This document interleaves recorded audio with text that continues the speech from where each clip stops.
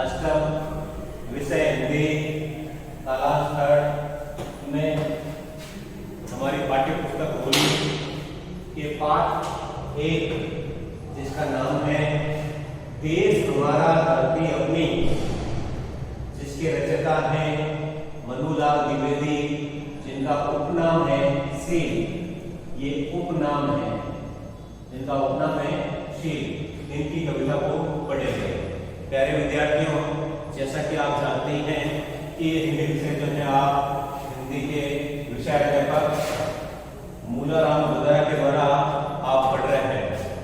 प्यारे विद्यार्थियों, अब जो है हम शुरुआत करेंगे कवि के परिचय से, यानी मनुलाल द्विवेदी शील जो कवि हैं, जिन्होंने ये कविता प्रस्तुत की है, ये कविता रची है, उनके परिचय के बारे में। तो देखिए प्यारे बच्चों, कवि का परिचय। कवि परिचय, कवि परिचय।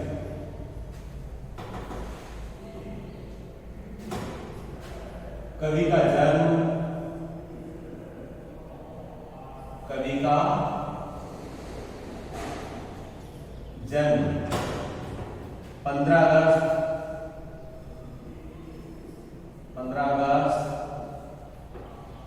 1914 में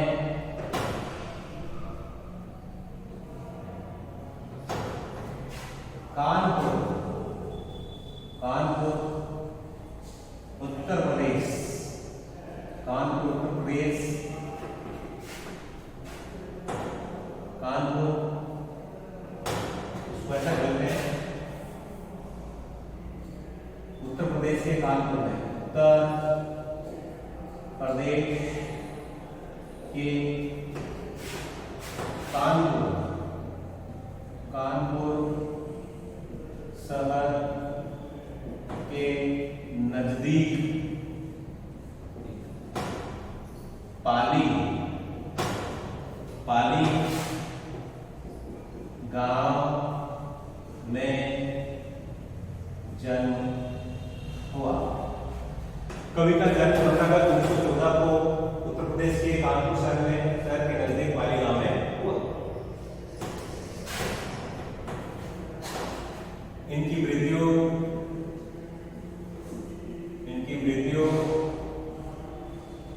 23 नवंबर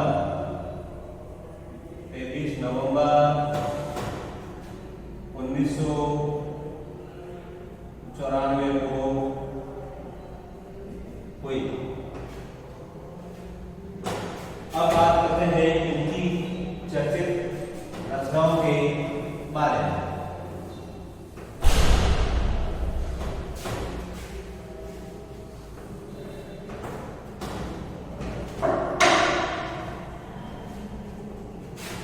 प्रसिद्ध इनकी रचनाएं हैं, प्रसिद्ध रचनाएं हैं इनकी। नंबर 1 उदयपथ,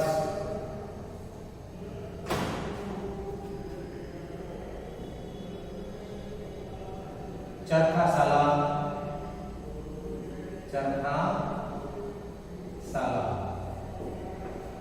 फिर है एक पग, फिर कर्मवाची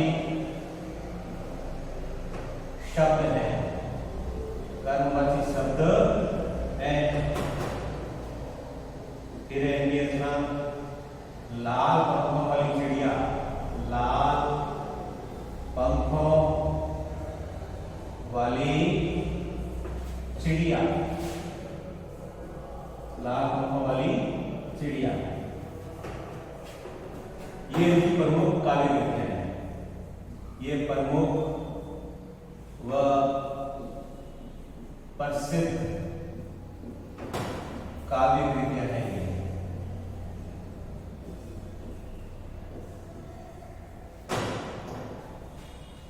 इन्होंने एक नाटक लिखा है, नाटक जिसका नाम है किसान।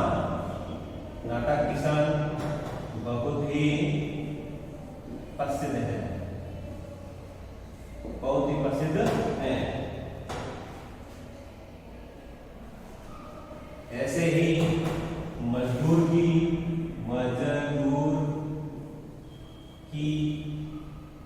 झोपड़ी, मजदूर की झोपड़ी भी प्रसिद्ध इनकी रचना है, प्रसिद्ध रचना है।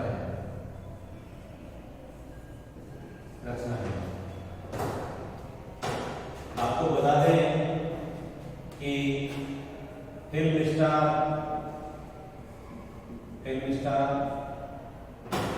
राज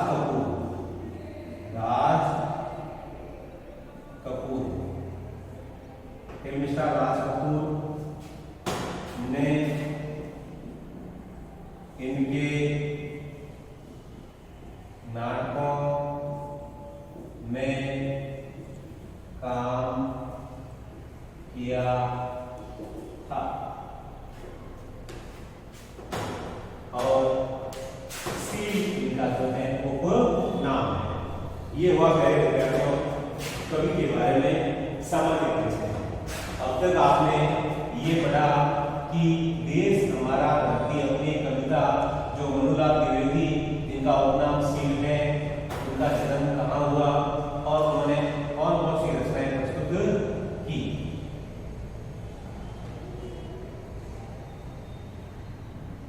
और इनको कई पुरस्कारों से सम्मानित भी किया गया है।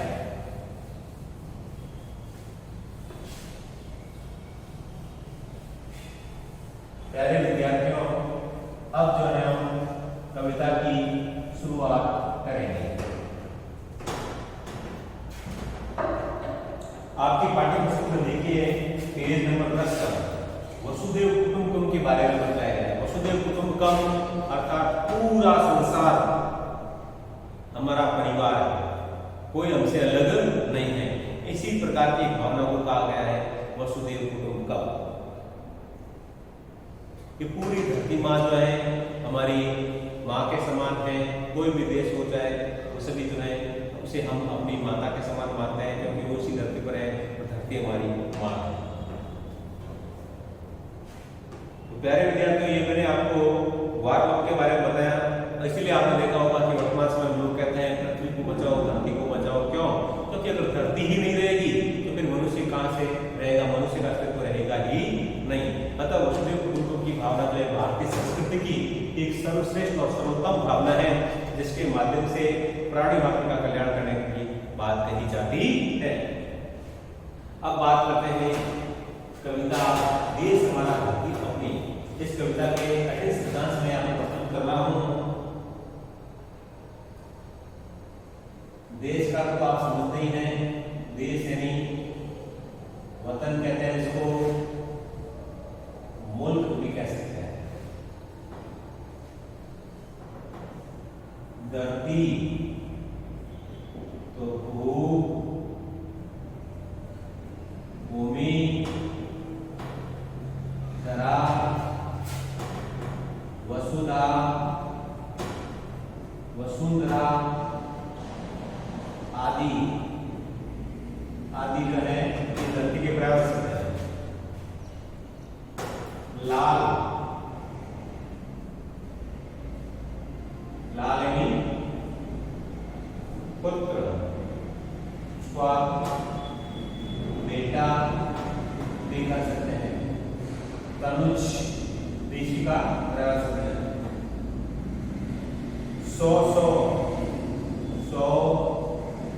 सौ अर्थात सैकड़ों,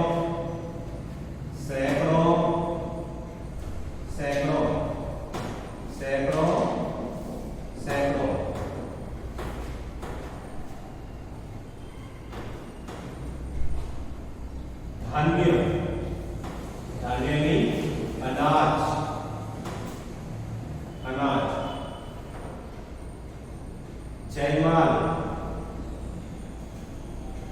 जयमाल अर्थात विजय, के उपरांत जो माला पहनी जाती है उसे कहते हैं जयमाला।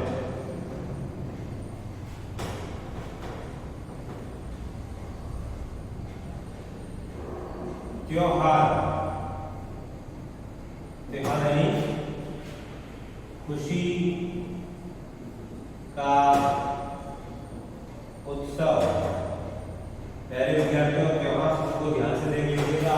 इसके ऊपर एक मात्रा या दो मात्रा या दो मात्रा आपने कर ली तो त्योहार सब गलत हो जाएगा।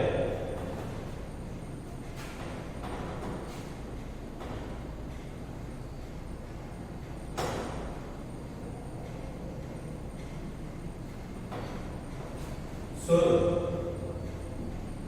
आवाज,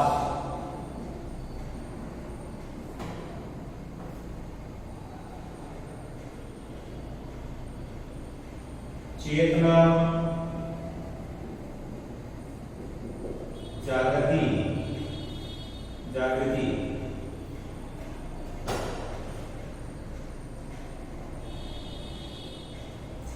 मशाल,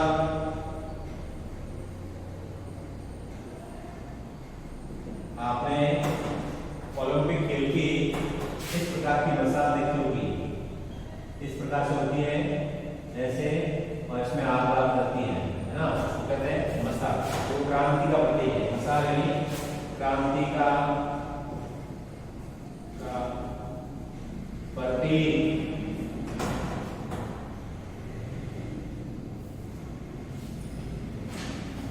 और देखिए पेज नंबर 12 कठिन सिद्धांत जो है वो मैं प्रस्तुत कर रहा हूं। यहाँ पे मनुष्यता, मानवता, मनुष्यता, मानवता, ममता, समता, ममता, समता, तो हो जाएगा इसका प्रेम और समानता, प्रेम और समानता। नई पोर तो नई पीढ़ी, नई पीढ़ी।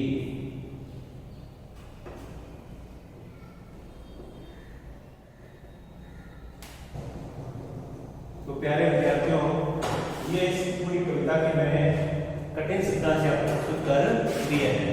अब हम कविता की क्या करते हैं, शुरुआत करते हैं। कविता की शुरुआत करते हैं। चलिए देखो क्या कहा है कवि ने कि केवल अपना देश ही हमारा नहीं है। ये जो भारत देश जिसमें हम रहते हैं, केवल यही देश अपना नहीं है, अर्थात पूरी दुनिया जो है, पूरा संसार जो है, ये हमारा है। पर हम क्या है, संसार के हैं। केवल अपना देश ही हमारा नहीं है, वरन संपूर्ण पृथ्वी हमारी है। पूरी पृथ्वी जो है वो हमारी है और हम पृथ्वी के हैं। इसी भावना से ओतप्रोत होकर परिश्रम, नवीन चेतना, विचार, मानवता, प्रेम और समानता के भाव द्वारा कवि अपनी धरती को स्वर्ग बना सकता है। आपने देखा होगा वर्तमान समय में हम जितने भी आविष्कार जो उपयोग में लेते हैं, है ना, जैसे अगर हम बात करते हैं मोबाइल, तो जिस वैज्ञानिक ने मोबाइल बनाया उसने केवल अपने लिए ही मोबाइल नहीं बनाया। आज वो मोबाइल का उपयोग जो है सभी मनुष्य करते हैं। तो इस प्रकार की भावना सभी मनुष्य होनी चाहिए, यानी प्रत्येक मनुष्य का हम क्या करें, कल्याण करें। जिस प्रकार से ये वैज्ञानिक जो है या डॉक्टर जो है या फिर अध्यापक जो है, ये जो है उनके लिए सभी जो है अपने होते हैं, वैसी भावना जो है प्रत्येक मनुष्य मात्र में आनी चाहिए। और प्रत्येक मनुष्य ये समझे कि कोई मुझसे गैर नहीं है, सभी मेरे अपने हैं, ये धरती माँ क्या है, मेरी है। अब मैं कविता की शुरुआत करता हूं। देश हमारा धरती है।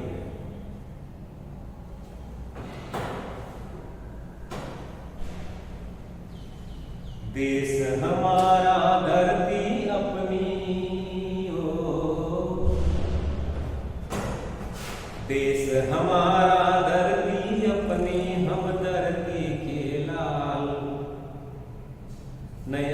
संसार बसाएंगे, नया इंसान बनाएंगे, नया संसार बसाएंगे, नया इंसान बनाएंगे। कवि कहते हैं, क्या कहते हैं कि ये देश हमारा है, ये देश हमारा है, ये धरती अपनी है। ये देश भी हमारा है और ये धरती भी क्या है, अपनी है। हम धरती के लाल, अरे हम इस धरती माँ के क्या हैं, लाल हैं, बेटे हैं, पुत्र हैं। तो आपको सुनना आ रहा होगा मैंने क्या बताया, मैंने ये बताया कभी कहते हैं कि ये देश हमारा है, ये धरती अपनी है, पर हम धरती माता के क्या हैं, पुत्र हैं। क्योंकि भारतीय संस्कृति में जैसी वसुधैव कुटुंबकम की भावना की बात कही गई है, ऐसी अन्यत्र किसी भी संस्कृति में नहीं कही गई है। तो क्या कहा गया है कि देश हमारा धरती अपनी, हम धरती के लाल, नया संसार बसाएंगे, नए इंसान बनाएंगे।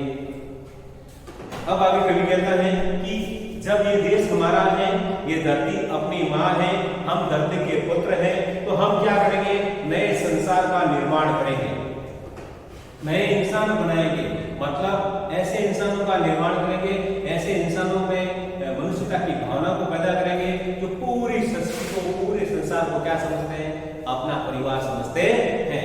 इसी बात को कवि ने कहा है कि हम नया संसार बसाएंगे और नए इंसान बनाएंगे।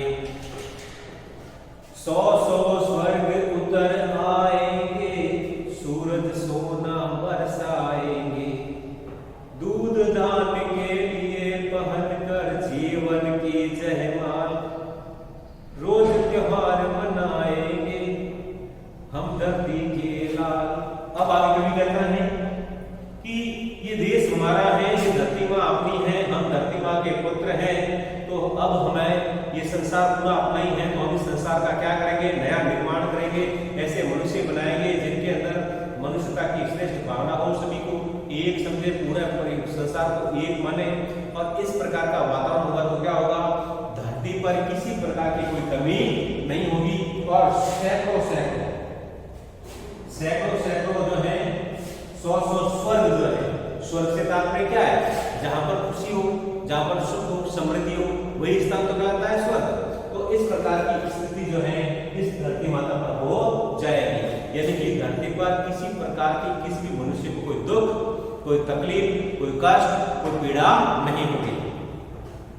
तो क्या हो जाएगा, धरती पर सैकड़ों सैकड़ों स्वर्ग आ जाएंगे और सूरज सोना बरसाएंगे। अब सूरज सोना बरसाएंगे से क्या तात्पर्य है, सूरज सोना बरसाएंगे से तात्पर्य यह है कि सूरज की स्वर्णिम यानी सुनहरी सोने जैसी आभा जो है, जो प्रकाश जो है, जो सूरज की सुनहरी किरणें हैं, तो पूरे संसार को क्या होगी, प्राप्त होगी। तो इसलिए लिखा है कि सूरज सोना बरसाएंगे, अर्थात सूरज की सुनहरी किरणों से सोने जैसी फसलें भी यहाँ पर पैदा होगी। ये बात यहाँ पर समझ सकते हैं। आगे कवि कहते हैं, दूध धान्य के लिए पहन कर जीवन की जयमाल। अरे इस सृष्टि में, इस संसार में किसी प्रकार की किसी भी वस्तु की कोई कमी नहीं होगी, दूध की भी कमी नहीं होगी, और धान्य कहते हैं अनाज, अनाज की भी कोई कमी नहीं होगी। यानी सबको जीवन की जो आवश्यकता के अनुसार वस्तुएं चाहिए, वो सारी आवश्यकता अनुसार वस्तुएं उनको उपलब्ध हो जाएगी, चाहे दूध हो, चाहे अनाज हो, या फिर अन्य कोई वस्तु हो। जीवन की जयमाल, इस प्रकार से हम जीवन की जयमाल को धारण करेंगे, अर्थात सब प्रकार की सुख और समृद्धि को हम अपनी मेहनत से क्या करेंगे, हासिल करेंगे, प्राप्त करेंगे। क्यों? क्योंकि ये देश पूरा अपना है, ये धरती माँ अपनी है, और हम धरती के लाल हैं, तो कोई हमसे अलग या जुदा नहीं है, कोई गैर नहीं है, कोई हमसे पराया नहीं है। जीवन की जयमाल, रोज त्योहार मनाएंगे। प्यारे विद्यार्थियों, जब इस प्रकार से चारों तरफ खुशी का माहौल होगा, तो फिर क्या होगा, हम रोजाना त्योहार मनाएंगे। त्योहार का मतलब क्या होता है, खुशी मनाना, खुशी मनाना। तो हम रोज त्योहार मनाएंगे, अर्थात खुशियां मनाएंगे।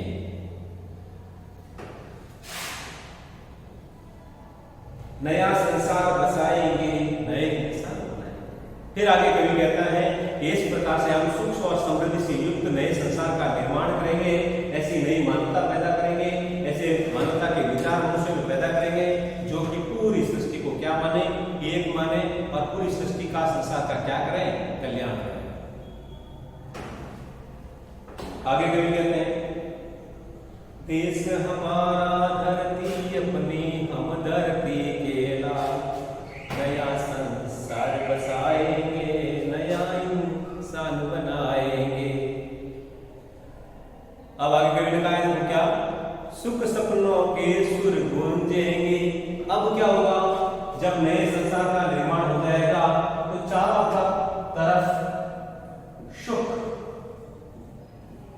समृद्धि, सुख समृद्धि फैल जाएगी, किसी प्रकार की कोई किसी को कमी नहीं होगी। सुख सपनों के सुर गूंजेंगे, ऐसा लगेगा कि सभी व्यक्ति जो हैं सुख में सपने देख रहे हैं या सुख के सपने देख रहे हैं और अपने सुरों को गूंजायमान कर रहे हैं। मानव की मेहनत पूजेंगे, प्राणी मात्र की, मानव मात्र की जो मेहनत है उस मेहनत की हम क्या करेंगे, पूजा करेंगे। मेहनत की पूजा करने से तात्पर्य क्या है, मेहनत की पूजा करने से तात्पर्य यह है कि मनुष्य के द्वारा जो मनुष्य के द्वारा मानव के द्वारा जो मेहनत की गई है उस मेहनत का सम्मान किया जाएगा। सुख सपनों के सुर गूंजेंगे, मानव की मेहनत पूजेंगे, नई चेतना नए विचार की लेकर के हम मसाल। अब आगे कवि कहता है कि चारों तरफ नई चेतना होगी, नई जागृति होगी, नए विचार होंगे। इस प्रकार की चेतना की मसाल लेकर के हम सबको जागृत करने का, सबको जगाने का, कुछ नया करने का, मानव मात्र को अपना परिवार का सदस्य समझने का, ये हम उनको बोध कराएंगे, ये हम उनको ज्ञान देंगे। मानव की मेहनत पूजेंगे, नई चेतना नए विचार की हम लिए मसाल, समय को राह दिखाएंगे। अरे हम इतनी मेहनत करेंगे, इस प्रकार से हम परिश्रम करेंगे कि हम समय को भी क्या करेंगे, राह दिखाएंगे। समय को राह दिखाना अर्थात समय को भी रास्ता दिखाना, यानी कि समय के अनुसार हम कार्य करके अपने जीवन को बदलने का प्रयास करेंगे। इस प्रकार से हम नया संसार बसाएंगे और नए इंसान बनाएंगे। प्यारे विद्यार्थियों, अब तक आपने पेज नंबर 11 पर जो कविता है इस कविता को आपने समझा। आगे चलते हैं। देश हमारा धरती अपनी, हो देश हमारा धरती अपनी, हम धरती के लाल नया संसार बसाएंगे, नए इंसान बनाएंगे। अब आगे कवि कहता है ये देश हमारा है, ये धरती अपनी है और हम धरती माँ के क्या हैं, लाल है, बेटे हैं। तो हम इस धरती माँ का क्या करेंगे, मेहनत करके, परिश्रम करके इसका रूप संवार देंगे, इस संसार का नया निर्माण करेंगे और नए मनुष्यों को हम इस संसार पर बसाएंगे और नए इंसान भी बनाएंगे। एक करेंगे मनुष्यता को, पूरी मानव जाति जो है, इस पूरी मानव जाति को हम क्या कर देंगे, एक कर देंगे। पूरी मानव जाति को हम एक कर देंगे। सींचेंगे ममता समता को, पूरे मनुष्य जो है, मानव जो है, उनमें प्रेम और समानता होगी, अर्थात किसी के साथ किसी प्रकार का कोई भेदभाव नहीं किया जाएगा, सबको प्रेम और समानता का अधिकार प्राप्त होगा। तो कवि कहता है एक करेंगे मनुष्यता को, सींचेंगे ममता समता को, नई पौध के लिए बदल देंगे तारों की हम चाल।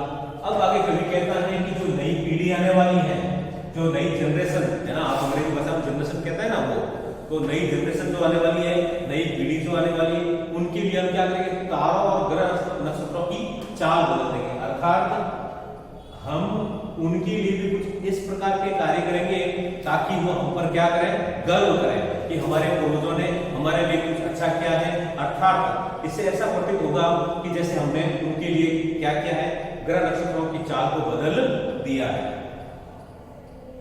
नई पौध के लिए बदल देंगे तारों की हम चाल, नया भूगोल बनाएंगे, नया संसार बसाएंगे, नए इंसान बनाएंगे। अब आगे कवि कहता है कि हम नए भूगोल, नए या नया भूगोल, भूगोल कहते हैं जिसको आप अंग्रेजी में कहते हैं ज्योग्राफी। तो संसार का जो नक्शा है उसे हम बदल देंगे। अब कभी आप संसार के नक्शे को बदलने की बात करता है तो किस प्रकार से वो संसार का नक्शा बदलेगा? तो कवि ये कहता है कि जितने भी मनुष्य हैं सभी मनुष्य मेहनत करके परिश्रम करके इस संसार का नया निर्माण करेंगे। तो ऐसा लगेगा जैसे संसार का भूगोल ही बदल गया है, संसार का पूरा नक्शा ही परिवर्तित हो गया है। जैसा कि प्यारे विद्यार्थियों, इस कविता में मैंने आपको बताया कि हम जितने भी जो आविष्कार यूज करते हैं, प्रयोग करते हैं, उन सभी आविष्कारों का जो दायरा है, जो क्षेत्र है, किसी एक व्यक्ति के पास सीमित नहीं रहा। जैसे मैंने बात की थी कि जिस वैज्ञानिक ने मोबाइल बनाया था वो मोबाइल जो है आज उस तक सीमित न होकर पूरे जितनी भी मानव जाति है वो उसका क्या कर रहे हैं, उपयोग कर रहे हैं। अगर हम बात करते हैं जैसे बिजली के बल्ब की, तो एडिसन ने इसका निर्माण किया था, तो इससे पूरी मानव जाति का क्या हो रहा है, कल्याण हो रहा है। तो इस प्रकार से जो है हम अपनी मेहनत से पूरी मानव जाति का कल्याण करेंगे और इस संसार का नया निर्माण करेंगे और इस प्रकार से हम संसार का या इस पूरे दुनिया का जो है भूगोल ही बदल देंगे, अर्थात इस पे नए नए परिवर्तन हम करेंगे।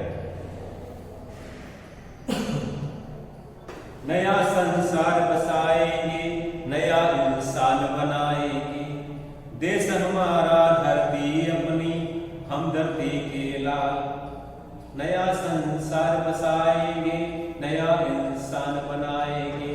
अब आगे कवि कहते हैं कि हे मेरे मित्रों, हे मेरे देशवासियों, ये पूरी दुनिया अपनी है, ये पूरा संसार अपना है, तो हमें इस संसार का क्या करना है, परिवर्तन करना है, इसमें नव निर्माण करना है।